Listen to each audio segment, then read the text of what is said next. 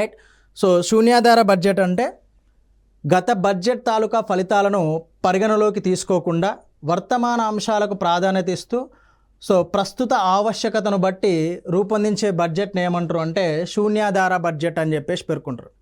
So ఇక్కడ మీకు example ఏంటంటే సపోజు రవాణా రంగానికి దాదాపు ఇది ఉదాహరణ మాత్రమే అండి. సో రవాణా రంగానికి మనం దాదాపు ఒక 20,000 కోట్లు కేటాయించినామండి.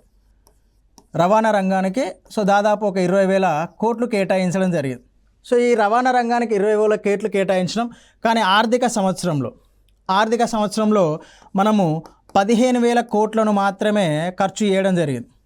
15,000 కోట్లను మాత్రమే ఖర్చు చేయడం జరిగింది. సో దీన్ని ఇంకా 5,000 కోట్లు ఖర్చు చేయలేదు. సో ఈ ఖర్చు చేయకపోయినా ఈ 15,000 కోట్లను కూడా అంటే ఫలితాలతో సంబంధం లేదు. 20,000 కోట్లు ఖర్చు చేసిల్లా లేదా అనే అంశాలతో సంబంధం లేదు. ఓకే, సో పూర్తిగా కంప్లీట్ అయినాయా లేవా రోడ్లు అనే దాంతో సంబంధం లేదు.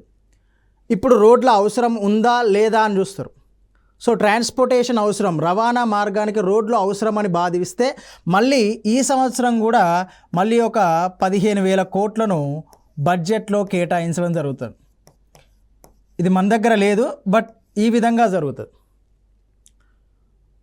ఓకే, సో మన దగ్గర దీన్ని 1986-87 ఆర్థిక సంవత్సరంలో విపి సింగ్ గవర్నమెంట్ ప్రయత్నించింది.